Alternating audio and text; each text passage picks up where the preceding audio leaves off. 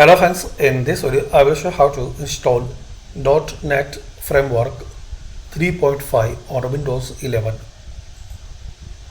Click on Start. Type here Windows Feature.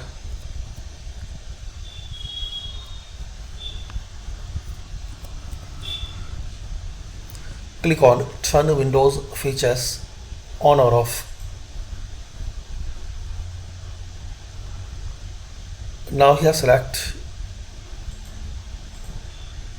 this box .NET Framework 3.5, then click on OK.